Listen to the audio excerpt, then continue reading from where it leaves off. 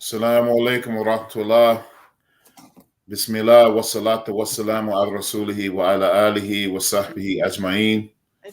Wa man tabi'ahum bi ihsani ila yawmiddin wa ba'd. We'd like to welcome you all to this week's rendition of the Woke and Grand Folks. I am Imam Faheem. I'm your host, and I have my golden girls with me, Miss Joanne Thomas, the queen, the royal, I don't know, you got a long, expensive title. We just go with the queen. And we have our other queen, Sister Fatima, and her husband, Brother Maksud, transmitting live from Canada. And we have a couple other of our panelists that will be joining us shortly, inshallah. So we thank you all for joining us and checking us out on this platform. We ask Allah subhanahu wa ta'ala to accept it and to make it sincere for his sake and to forgive us for any mistakes. Ameen. Ameen. All right, so how's everybody doing? Let the world know what's going on. Alhamdulillah. We're doing good. We're doing good, alhamdulillah. Okay, you guys feeling better? I know you recovering from COVID a little bit. Yes. Yeah, alhamdulillah. Okay, alhamdulillah. May Allah heal you all. Miss Joanne, what's going on in the royal part of the world? Well, it's nice and sunny and warm here. 90 degrees. It's looking beautiful every day. The same as me, But the world that's revolving. I thank Allah, for allowing me to live this long and to be able, to give us such a great testimony to his goodness, to his greatness. Okay. So in Florida is great. Things are great. Alhamdulillah. And on my side, we out here and alhamdulillah, we in the moment. So alhamdulillah. So let's get to it, inshallah ta'ala. Last week we have our brother Maksud. He mentioned briefly, and so he's going to give us a story today. For those who tuned in last week, he mentioned that he had spent some time in Uganda, and many of us are familiar with that country. I was born in Uganda. I didn't spend time. I was born in Uganda. Oh, mashallah. Okay, subhanallah. Born and raised in Uganda. I left when I was 30 years old. Allahu Akbar. Okay, yeah, I didn't know. So that's why we need to hear your story, because I'm getting it messed up, Okay, so, no problem. So brother Maksud was born in Uganda, and we asked him to give us some insight on when he lived there, his experiences and stuff like that. So inshallah, brother Maksud, you got it today, inshallah ta'ala. So start off just telling us about, when you were born there, your experiences there, and some of the stuff that you witnessed as far as Idi Amin. Many of us, we've heard some, horror stories. We heard some good things. And it's always good to hear firsthand narration about what goes on in these different countries and, from people on the ground, inshallah. Well, to make it clear, some of the stories I have heard is not firsthand. It's from the newspapers and some people who narrated or mentioned those stories. I don't know. I don't know if they can be confirmed, but I'll let you know. Okay. Idi Amin, we have to remember he was with the British Army, World War II. He fought in Burma. So when the war was over, they came back. He was made the commander-in-chief of the army of Uganda. Okay. So the British appointed him the commander-in-chief? British put him there, yes. Okay. And what was his? We got independence in 1967 from the British, and they left him as commander-in-chief.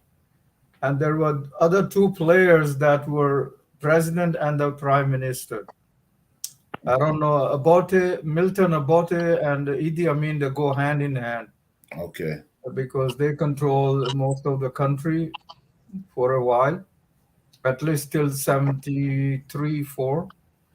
And Idi Amin, when he took over, that actually is a long story. If I tell you shortcut, you may not understand it. So give it a try. How much time I have? We have 1.5 hours. Oh, okay. Give it a go, Sheikh. So, when we got independence, Idi Amin was the commander-in-chief, and Milton Obote was the prime minister. and my mother's tribe, the king of that tribe was the president. So what happened was they had a big meeting in Malaysia somewhere, Indonesia or Malaysia, the Commonwealth countries. I don't know if you understand Commonwealth country. Yes, yes. That were under the British. Right. At that particular time. So he had instructed his secret agents, so-called secret agents of Idi Amin, when I am there, I'll give you a signal, get rid of Amin. Okay, because they already got rid of the president. They tried to kill him, but he somehow escaped. And he went to England. He died there, natural death, or some say poison. So Idi Amin was the one. So he wanted to control, because Milton Obote's tribe was the largest, is still the largest tribe in Uganda. Mm-hmm. My mother's tribe is the most educated in Uganda, Which is Muganda. The provinces or state, it depends. Canada, we call them provinces, you call them states. Mm-hmm. So, and we call them districts in Uganda. Okay. So my mother's district was they are called Muganda. The people are Muganda. The district is Buganda, and the language is Luganda. So it's a little bit difficult for you people to understand, maybe.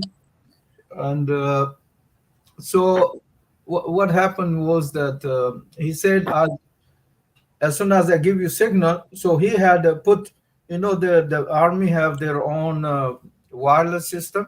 Mm-hmm. So he put his man, he says, when I give the signal, then you guys do your job here. So when he gave signal, unfortunately, this man, for some reason, he was away. So Amin's tribesman, got the signal, and he realized what's going on. So he just left. He didn't tell the other guy that I received the call. So maybe he never received the call because the other guy had. So what they did was he informed Amin what was going on. So what they did was they said, okay, we are getting new weapons. Everybody hand in your weapons. So all the soldiers, in the barracks, wherever they were, about 50 miles from where I lived, in the barracks, they said, okay, we have new weapons, given your old weapons, and that's it. We will exchange them. So when they brought their weapons, the Amin's people, they kept their weapons, and those guys didn't have. So many were killed. So many of them were killed because they tried to resist. And then Idi Amin took over. So Idi Amin said, okay, now we're going to have an Islamic state here. Mm-hmm. Everybody was so happy. Maulud in every house and this and festivities and everything. But Mm-hmm. I think he was mentally a little bit crazy, So when the British installed Idi Amin, did they install him to fight against another major tribe or the existing? No. As a democratic state. Okay. Yeah. So he was elected. These people were already in that position. Okay. Before the British announced that they are going to be there, they were already in that position because the process of democracy was still going on, and they were elected that way. But when the British left, they said, okay, we are happy with this thing of players in the political arena. Yes. I don't know if you ever saw that movie with Forrest Whitaker. It was called The King of Scotland. Did you ever see that? It was about the life of Idi Amin. No. Yeah. So I have heard the story, but I haven't seen the movie. Yeah, but one of the scenes of the movie, they were talking about some of the things that were taking place out in the outer lines. With him killing people and stuff, like torturing people. Can you talk about anything about like that or? Not much. I have heard that he tortured a lot of people. Yes. Well, you saw the But, people being killed. But I know from the news reports, and there was a picture in our newspaper that he killed his brother-in-law. Okay, I mean his wife's brother. No, he killed him because he was the Chief Justice of Uganda, and he was opposing Idi Amin. He said, "We can't do what you're trying to do, make a different state than what the British left, because the Constitution." He says you're going against the Constitution. That was in the papers, yes. So that can be confirmed from the newspapers of that time. And he actually was said to cannibalize some of the opponents, killed them, and took out their liver and ate. I can't confirm that, but I had heard, yes. And I also had heard that they killed so many people, they threw them in the lake, because the army barracks was near where they had the hydro dam. Okay, so they threw the bodies there, and people said that they had clogged the generators. There were so many bodies in there. Wow. Yeah. So I don't know if it's true, but everybody was talking about it. Yes, that time. But you saw people murdered. I saw some killed, but no, that was not. I wasn't eyewitness, but I had seen some people shot. At close range, somebody put the gun to somebody's nose and blew the nose off. You can imagine, yeah. I seen like that. And one of our neighbor, while we were living, he was killed too by Idi Amin's army, because army, when they go on rampage and they're drunk, they don't care about the law or anything. Yeah. But one of my friends witnessed that killing. Yeah. Now, how long did Idi Amin's reign last? How long did his? I don't know. 72. I don't know. Maybe 4 years, 3 years, because we left. I left in 72. He was the president then. Maybe 2 years before and 2 years after when I left. Maybe about 4 years, 4 years. Yes. Okay, I remember reading some type of it was a documentary, a part of a documentary I seen on YouTube, and it has some footage of Idi Amin, and it was like from what I got from it, it was like he started to realize that he was being used by the British, and then he started like kind of rebelling against them, and then because they had how did they remove him out of power? Did they remove him, or did he how did he leave? That I don't know, because I was in Canada. I didn't get any news from Uganda. Okay. But I hear that there was a coup. Yeah. Milton Obote, he came back to Tanzania, and he rallied his supporters, and I think they were armed by the British, and they went in, and I think he was also out. He was in Egypt or somewhere visiting. So they came in, and the population joined him, Milton Obote, because Idi Amin was becoming very, I don't know, cruel or whatever you call it. Yeah, he was really killing people, not him personally, but he would order who to kill and when to kill and all that. And a lot of people were being,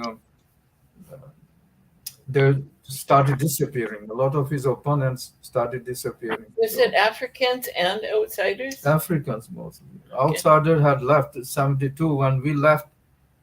All the people, he said, all the people that British brought in, we want them to go to Britain, because the British brought them. We don't want them here. Now, if you want to come back, we'll give you a permit for 3 years, 4 years, or 5 years. When your permit is finished, you go back to Britain. So most of the foreigners had left, but there was I know some people. One of the person I was in Montreal with, his parents didn't leave. They said, we were born here, we're going to stay here, and if they kill us, so be it. They didn't leave. Many didn't leave. Indians. What about your stepbrother? Huh? What about Yeah, I had my stepbrothers, 2 stepbrothers and a sister. They didn't leave also. Their mother said, we're not going to leave. This is our country. But when the army came over into their area, they really abused them, and one of them lost his mental capacity. He couldn't think because his brain was damaged. But they were safe. They didn't kill them, but they really abused them quite because they didn't look like Africans. My father was Indian, and my mother was African, and their mother was from Madagascar. Yeah, so they didn't look like Indians. So they said, you still here? So they explained them. Our father has left, but we are with our mother. Wow. Yeah. So you said you were born in Uganda, and how long did you stay there before you left? 30 years. Okay. Well, you were 30 years old. You left. Yes. How was the climate there when you lived there? Like your upbringing, climate is hot. It's very humid, especially the area where we live, Kampala, the capital. Now is the capital. Before was another Entebbe. Entebbe was the capital, but in 65 they made it Kampala the capital. So this Kampala is at the edge of Lake Victoria, the biggest lake in Africa. So we are at the edge of it. So when it's hot, it's too humid there. It gets quite hot, yes. In the sun, about 118, 120 degrees in summer. And when it's winter, like cold weather, it doesn't go below 67 or 70 degrees Fahrenheit. It's not cold. It's quite warm, yes. Wow.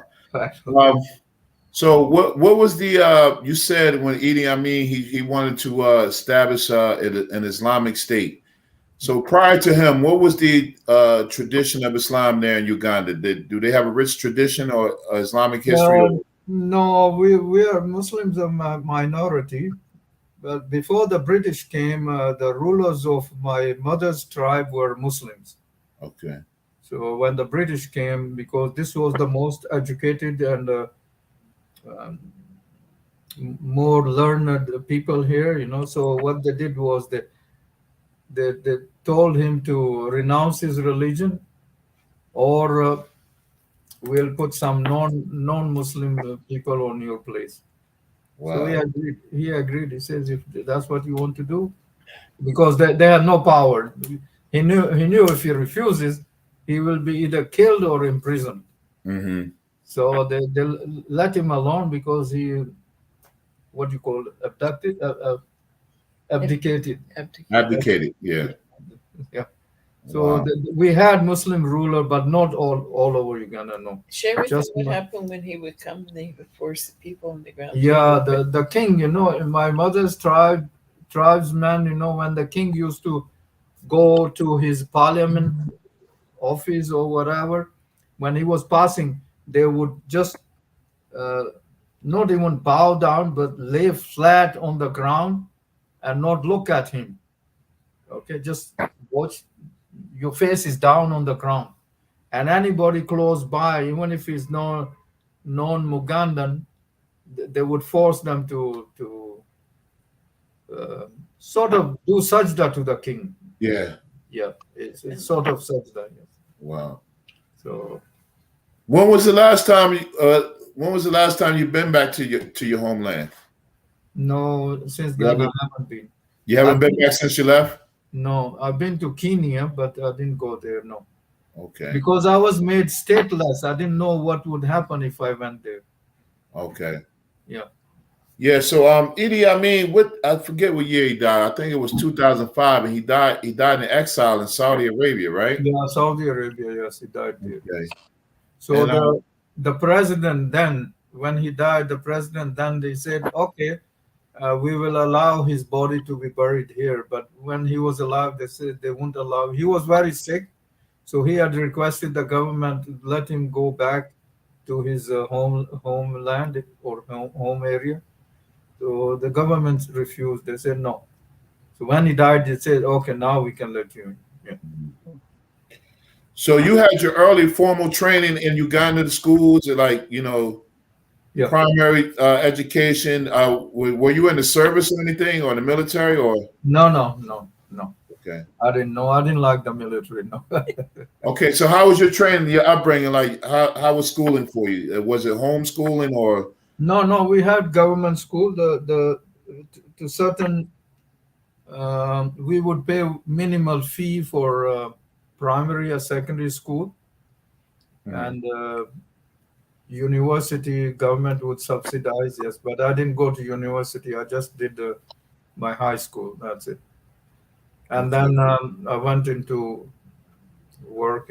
Whatever job I got. And you went to madrasa too. Huh? You went to madrasa No, too. I went to madrasa, but wasn't for long because our teacher, he couldn't speak any language, English or any Indian language or whatever, because he was from Yemen, and he used to speak only Arabic, and whatever he would say, we wouldn't understand him. So I personally argued that when I go to school, English school, they're teaching me English, I can understand what is being said. And he's teaching me Arabic. I don't even understand a damn thing. So what is he teaching me? Right. So I rebelled sort of. But I did my basic alphabet in Arabic. I can distinguish Arabic words, letters and all that. Yeah, I can. And I can read the Quran slowly, but not very well, but I can. Yes. Yeah. Because I rebelled, I said I don't want to learn this Arabic when I don't understand anything. Mashallah. Two rebels together. Yeah. Two rebels together. A firebomb. Yeah. Alhamdulillah. So how has it been with the culture in Canada, like growing up on the African continent, and living there a pretty good amount of time, and then transitioning to Canada? How's that experience been, Brother Maksud? We're going from hot weather to cold weather. Yeah, from hot to cold weather. Yeah, I'm about to say wintertime is the 60 degrees to freezing up in Canada. I know that's one hell of a transition. Yes, it was. I never got used to the cold. Even now, I can't. It's difficult because it changed my system, physically, and then I don't know. You waited but for culture-wise, wasn't much different. I mean, except for waiting for a bus. Remember that first time because the driver was. Except for the bus, when we got at the airport, they said that we'll be staying in the army barracks because we were refugees and we couldn't go to any hotel or something because the government arranged that. So we were supposed to go to the army barracks. So the bus that came to fetch us, I see this well-dressed, with hat and uniform and a white man, driving the bus. Whereas I was used to seeing bus drivers in Uganda all black only. Yeah, because we didn't have any Indian or European bus drivers in Africa because salary wasn't good. Yeah. So here I see, wow, this man is going to drive me. That was a little bit mind-boggling thing, Yeah, because in Africa, I mean, in Uganda, people looked up to them. They thought that they were some superior race. That's how they felt. Yes. So, how was you mentioned the Ugandan people kind of with your family because like with Indian descent, like was there a lot of racism there with people who weren't like? Yes. How I still suffer from that. Yes. Oh wow! And would you like to talk about it or? I don't No know. pressure, but this is very interesting. This is very interesting. Because I had sort of racism. I wouldn't call it real racism like in America, Mm. but my mother's side, her not her family, but her tribesmen, you know, uh, they they didn't accept me because they say he's mixed half caste.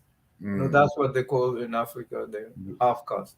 Wow. So they didn't accept me, and my mother's and my father's some relatives. Actually, I heard them make comments that was not really. They shouldn't have made those comments. Mm-hmm. And the people also, because I speak the Indian language, so I was they could not say or do things because they knew he would understand what it is. Mm-hmm. But mother's people, I didn't understand the language Mm-hmm. because I never lived with my mother. I was about maybe 1.5 years when my parents separated. Mm-hmm. So my uncle adopted me. Okay. So I lived with my uncle. So I learned their language, but my mother's no. So they would abuse me in their own language, whatever they said. Yes. So now, it was your father or your mother who was Ugandan? My mother was Ugandan. Yes. Okay, all right. Yes. Wow, that's interesting. It's interesting to hear those. When you think of racism, you usually think about with Europeans against darker skinned people, but then when you see it interracial, because I mean I had part of that problem growing up. They never really thought I was like really black because of my fair skin. So I always had a chip on my shoulder to prove the skin tone don't matter, because being in America, being black is like a state of mind, So I mean, I've seen dark skinned people like act whiter than white, and according to culture, and I've seen light skinned people, I mean, we got some champions in our culture like Huey Newton and Dr. Charles Drew and stuff like that they really, represented for black people, and the color didn't really matter, but it's a mindset, that you Yes, have it's a mindset. Yes, the mindset. So alhamdulillah, Allah. My mindset was such that I thought I was Indian. Wow. Wow. That screwed up everything. Yes. Yeah. And then I got involved with the 3453 family, and now he thinks he's more African. He is. He's Ugandan. He's African. He is. Yeah. He's African through and through, Yeah, my hair, if you look at my hair, I don't know if you can see my hair clearly. Yeah, we can see you look great too, by the way.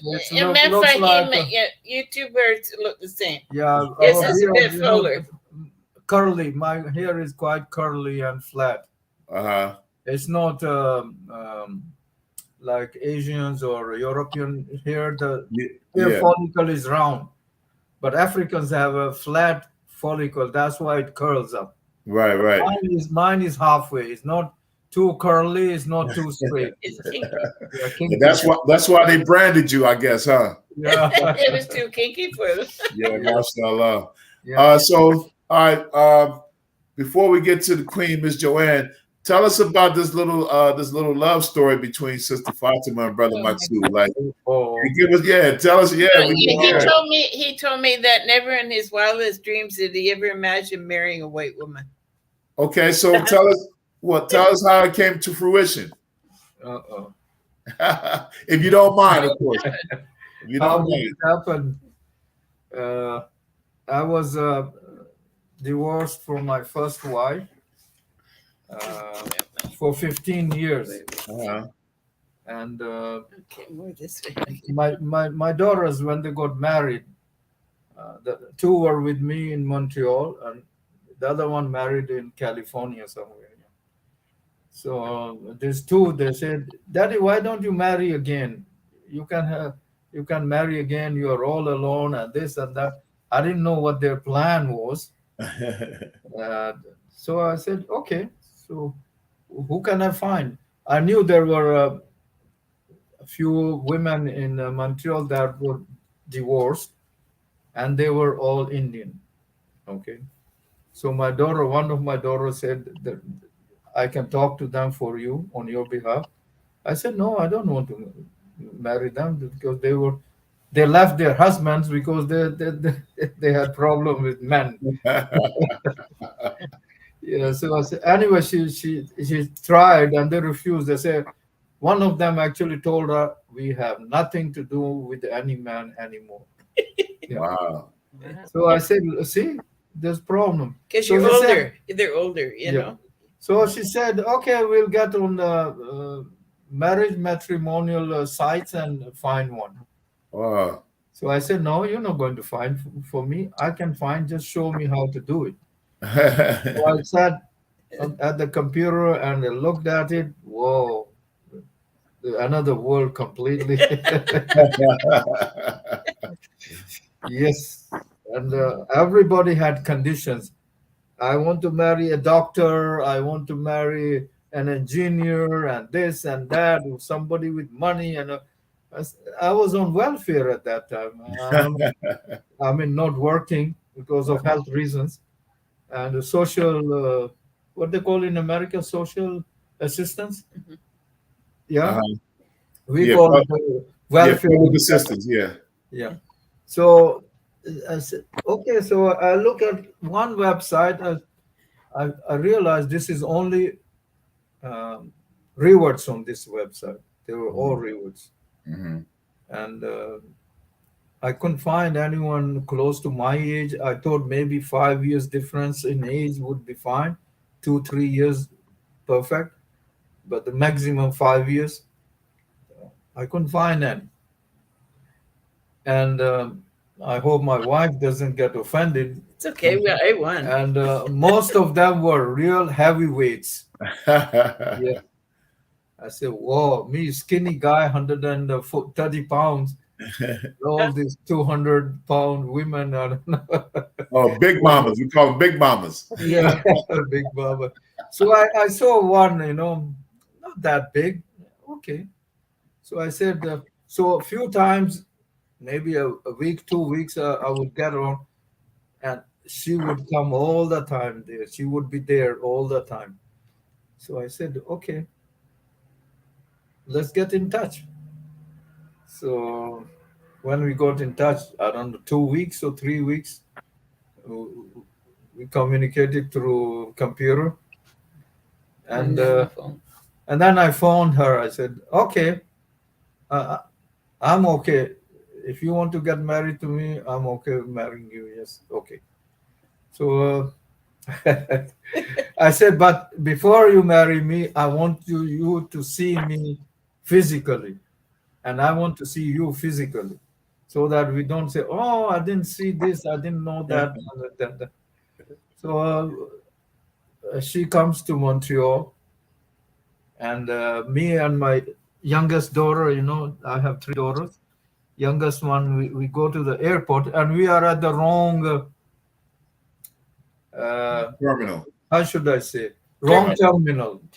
Wrong Yeah. terminal. And I'm looking at the signs there. There is no local flight. This is all international. Why we are here? Because it used to be there. Local flights used to be there. So they had. I hadn't been to the airport for a long time. They had changed.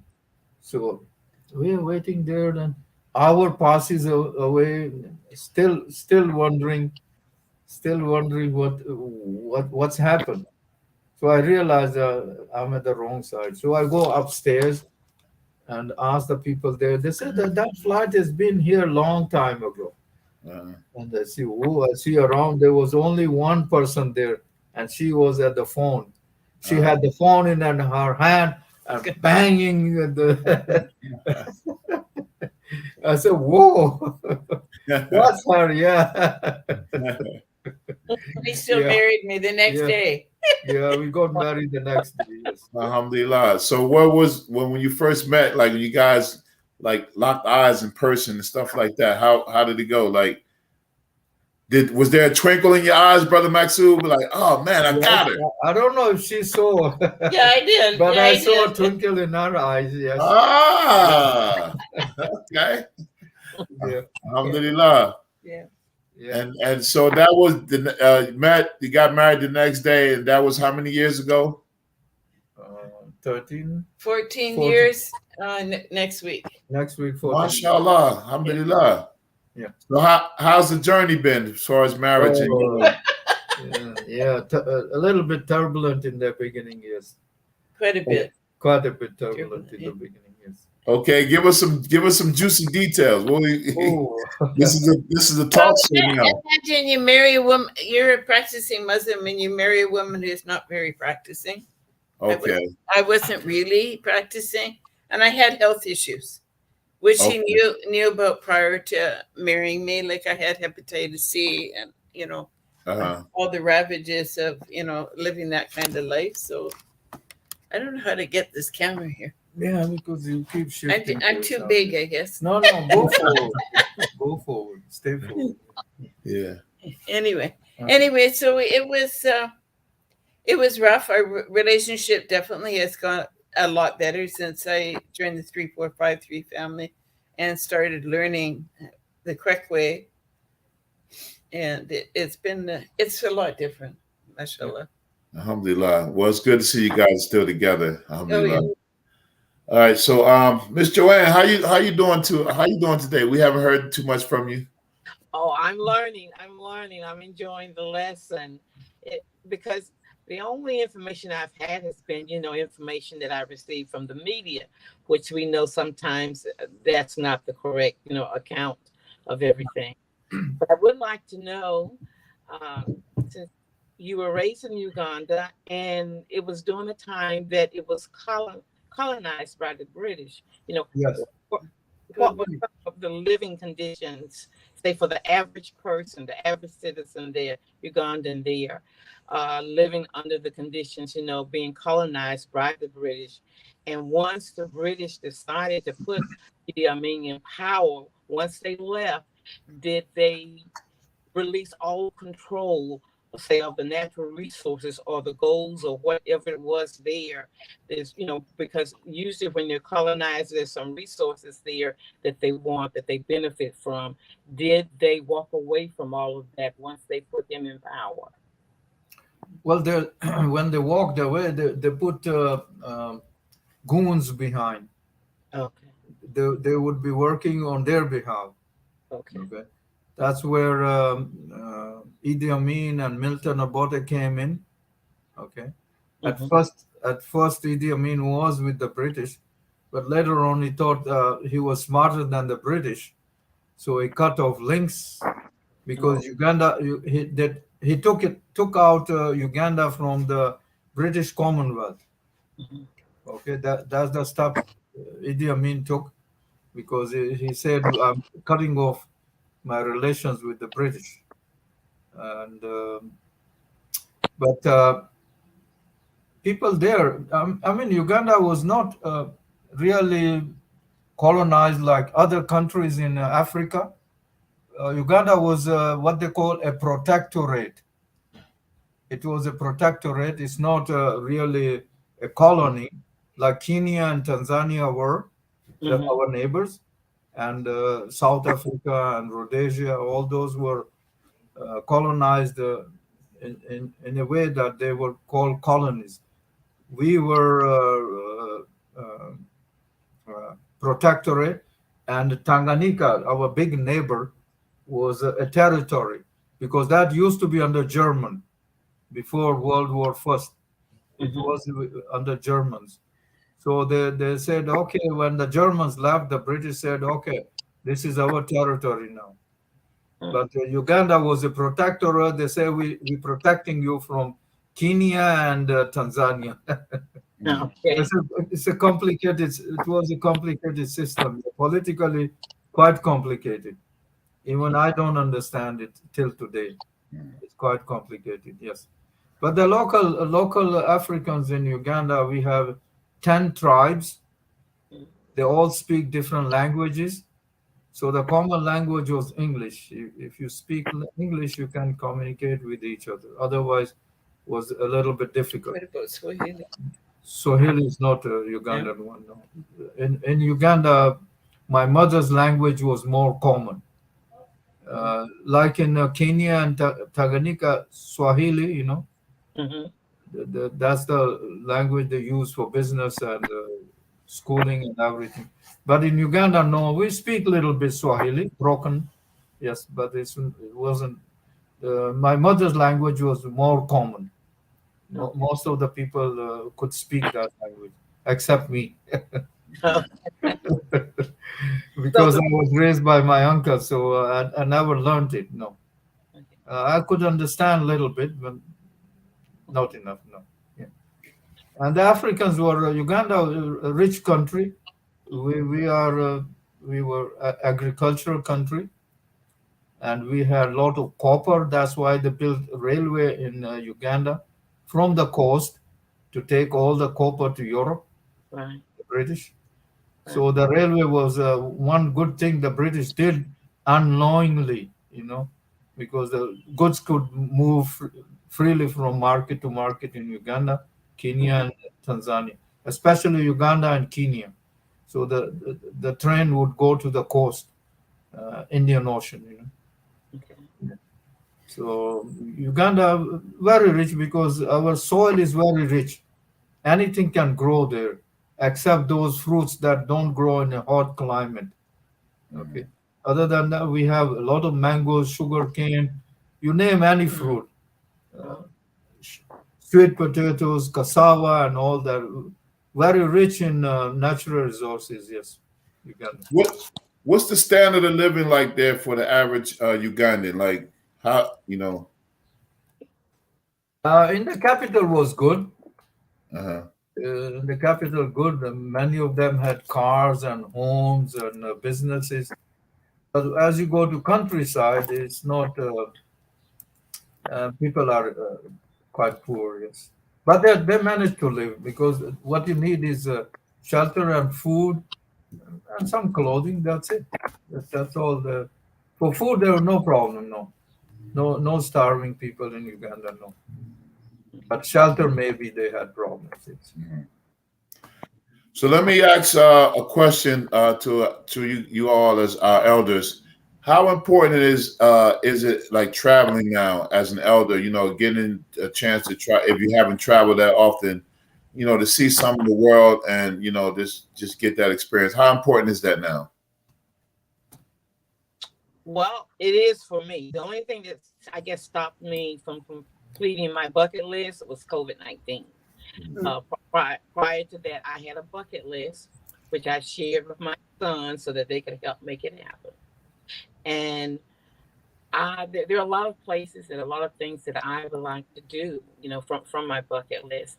And now it seems it's more of an ideal time. I'm no longer employed. I have the time, and there's a lot of monuments, different places that I would like to visit, and I hope to resume taking part in that. But I have a bucket list that I want to do, and it's a great time to do it in my golden years. Have you checked off any items from it so far, or Yes, yes. where, yeah? Name some of the places you've been, Miss Joanne. Um, Actually, I was supposed to come to Africa. I had to cancel that one off temporarily. Um, there were a lot of places in just the United States that I had never gone. I um, I even went to Las Vegas. I don't gamble, but I wanted to see the buildings, wanted to see the city. I wanted to see the Grand Canyon. And my son took us there, and we had a private picnic on top of the one of the canyons. I've been to the Bahamas, um, a lot of different, Caribbean islands. Um, uh, Nebraska. Uh, Oh, and I always wanted to go to New York City, and spent a week in New York City, did the five boroughs and everything. At the time, I was not aware that I had relatives there. I become the historian for my family. So with that, I was able to locate later, relatives that I actually had are from New New York. Um, Also, I was able to find relatives in Maryland. I was able also to trace my roots, my ancestry roots back to Africa. So I found out that from my ancestry makeup, that part of me comes from Ghana, Nigeria, Mali, Cameroon. I said, so more than likely, I came over as a Muslim. It's just that identity was taken away from me. So, I would like to do a couple of visits over there as well. I also traveled to Ontario. We were there for a week, and that was very enlightening. And I was just so impressed with how clean it is there. I still want to go to California. I have not been to Bermuda. I want to go there. There's just a lot of different places that's still on my bucket list. So I hope to get back to that and just enjoy, like I said, my golden years. So far, I've had a ball. The only thing that slowed me up was COVID-19. MashaAllah. Okay, Sister Fatima and Brother Maksud, tell us some of the places you've been or you planning to go. Oh, okay. I traveled quite a fair amount before we were married. Like I've been Hawaii, Mexico, California, various places. After we got married, we went to Kenya, Morocco. Oh, I also lived in Jordan for about close to a year before we were married. And shortly after I became Muslim, I lived in Jordan, lived in a Palestinian refugee camp. It was a beautiful experience, mashallah. Wow. And then after we were married, we went to Kenya, Nigeria, Morocco, and England. And our trip to Atlantic City did him in because we drove into a thunderstorm and the plane was like, that was it for him. That's enough flying. Oh, mashallah. Yeah, I have sort of phobia to flying. I don't like flying. Yeah. And going into New York City, like the sister says that she went to visit New York City. I hate to visit New York City because of the high-rise buildings. I have a phobia about high buildings. Wow. Even a height. We are on the 10th floor. I cannot stand at the balcony for more than a minute. Wow. So I have those phobias, and we're getting old. I don't know about Fatima, but I'm getting old. I don't like to travel. The bones can't take that. Yeah. I really want to go to Pittsburgh. I want to visit Samira and Imam Naeem and Dr. Sabir. I really want to do it. If Allah permits us, we will do it this year. Yeah, inshallah. I really want to go down there. I also visited Mexico too, and I got a chance to visit, to observe the Mayan temples. Mm-hmm. Oh yeah. We had a great guide, who could tell the history and where they learned from, where they received their knowledge from, and everything, which was Africa. So it was a great trip. It was great. Nice. Alhamdulillah. Okay, so we what part of the show we at, Sister Fatima? You have Well, we can do the halftime now if you don't mind. No, I don't mind. Okay, let's go.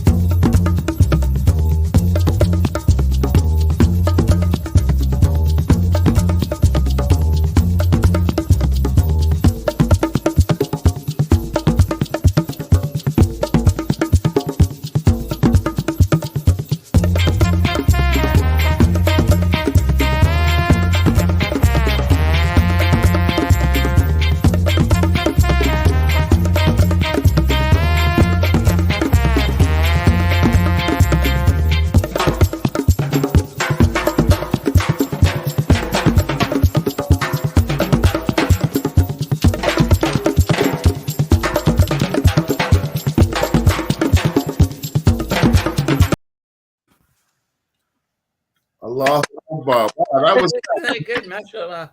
who put that together? Samira, mashallah. May Man, Allah reward her immensely.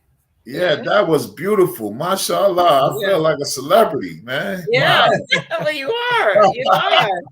Wow, that was beautiful. Yeah. So I asked Samira if she could put something together for us because I think it's important that as elders on this platform that we support the BIRT. So exactly, it's it. no, we got to get this Golden Girls. We got to get this woke grand folks off the ground.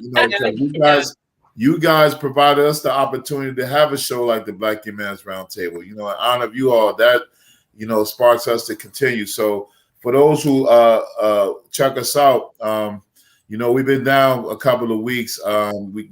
Yesterday I talked to Imam Amin, and we were kind of on the brink of just coming on but we wanted to, get the show back. So next week it'll be like a new season starting.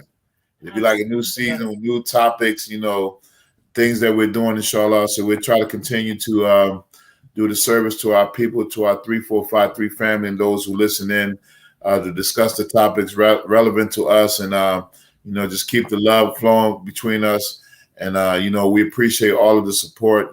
This is something that I definitely never seen coming. I still can't even remember how I even got as one of the one of the panelists on the show, but alhamdulillah, I'm honored to, do that. I'm honored to do this show.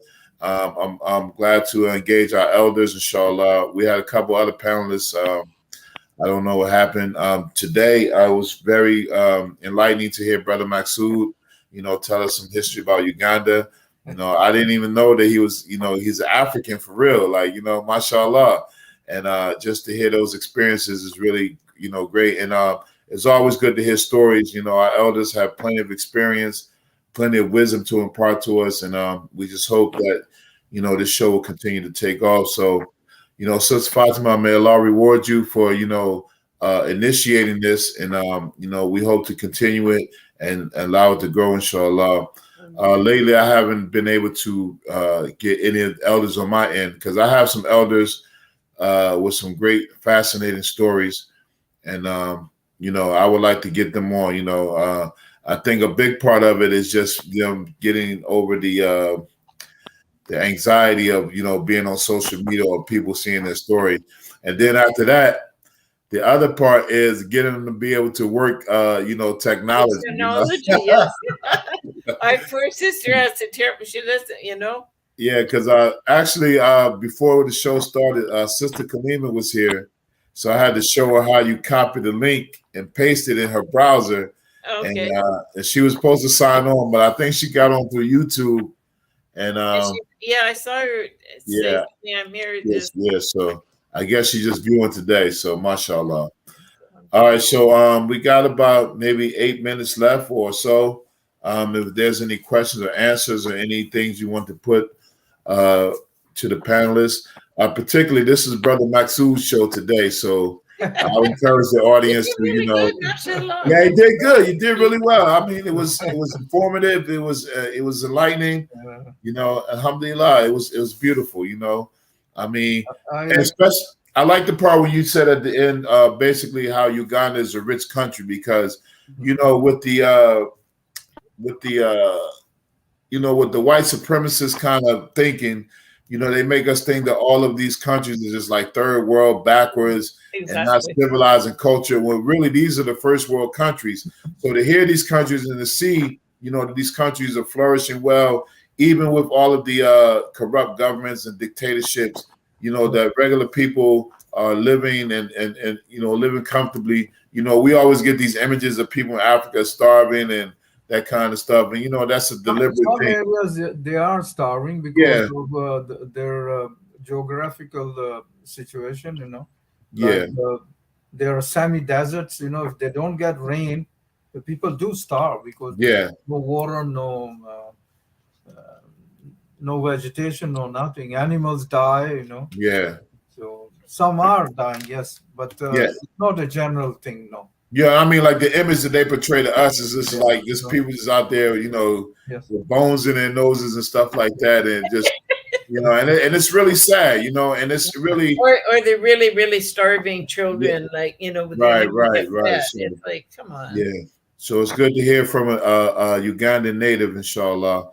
All right, so do we have any questions or comments directed to any of the panelists? This is the time to present them now, inshallah ta'ala. Joanne, I'm kind of wondering, you were talking about you trace your roots. Are you connecting with your family that you didn't know now that live in America? Yes, yes. I found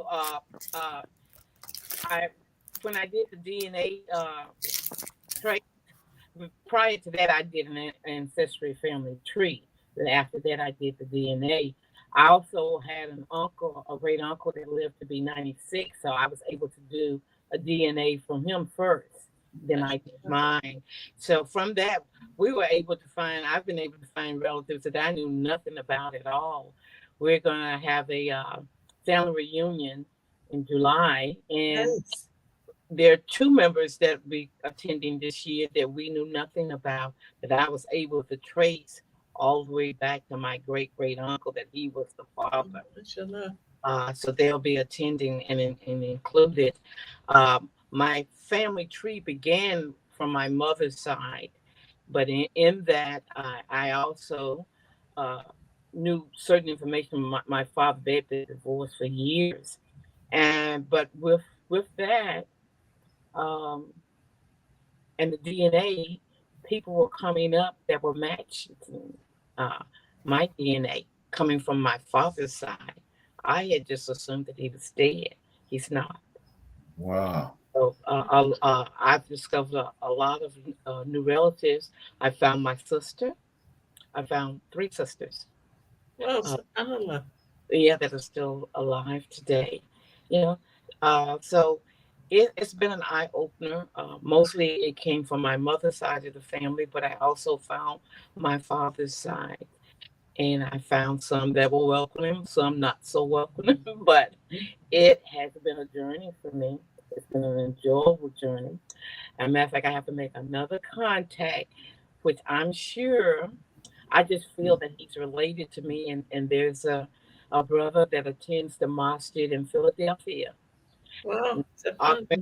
Hannah. Now, he's Muslim, plus his last name is Hannah. And I saw from his profile that he's, I guess, from the Brooklyn area. Remember I told you about those cousins that I had from Brooklyn and over in there? I think he's connected to them, which will make him connected to me also. So it's been quite a journey for me. It's been a double journey because, say, at this point last year, I would have never thought that I would be at the point I am in my life with Islam. Which, I'm sorry to interrupt you, which DNA testing did you go through? Because that's important, because not all are meant for African people. Right. They don't have enough data. Which company did you go through? I used, it was 2. One, I was in a study with the National Geographic study. I also did the ancestry DNA, and then there's a third one that I did as well, and did a comparison as well. Yeah. Sister Fatima, which one of those are like geared towards like African people? I think Ancestry.com is one of the best. They have more records. 23andMe, I did personally, I did both. I did 23andMe because I don't know anything about my father's side, and it was very generic. Like compared it to other people that did it, and it was basically the same. And Ancestry.com, for me, even as a Caucasian, they have a lot more records. Okay. Yeah, and for African people, they do. Like, a lot of people told me use that one, especially for my husband. Like, he found he's 5% Norwegian. Norwegian. So am I. Those colonizers did something, boy. Yeah, they gotta throw something in there, mashallah. Yeah, alhamdulillah. But yeah, that's good. Yeah, I have a cousin that I never took a DNA test, but she put up a link for all our family to access. So she put all of our our lineage, our lineage on there. So And so it's mostly Native American. It's mostly Native American, and my family married into black. You know, on my dad's side, and on my mother's side is also Native American and African American. Well, that's understandable because the Native Americans that protected the African people. Yeah. They protected them. Yes. The So best they could. yeah.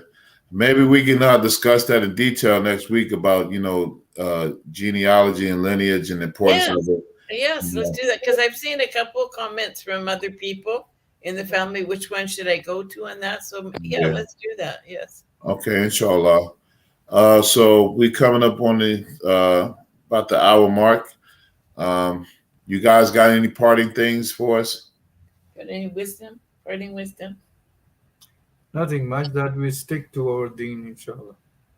Alhamdulillah, brother Maksud.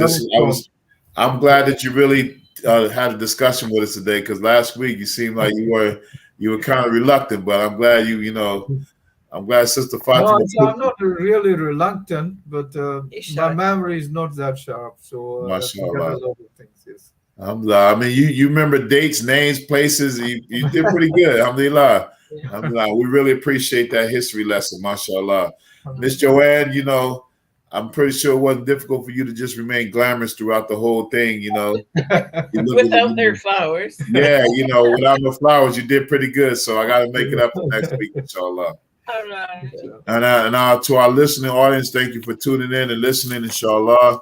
We thank Allah subhanahu wa ta'ala for this opportunity again. And now we ask that He will increase us in every good act. And we ask Him to accept us from us. And inshallah, we'll be back next week if Allah wills. And we hope that you all can join us. And so we're in there. Subhanaka Allahumma wa bihamdika ashhadu an la ilaha illa anta astaghfiruka wa atubu ilayk. Ameen. Al-Fatiha.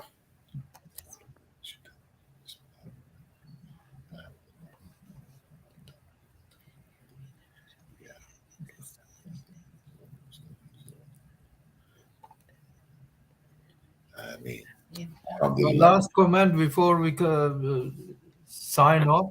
I ask all those listening audiences, to join in the seniors. I think their children can get them connected, inshallah. So we can. The seniors have to band together. We are left. Yeah, mashallah. So you heard the request. The request Brother Maksud put out. Join us, inshallah. We need you. We need you. We want you. And we'd like to hear your story, inshallah. Assalamu alaikum wa rahmatullahi wa barakatuhu. Wa alaikum salam wa rahmatullahi wa barakatuh. See you next week.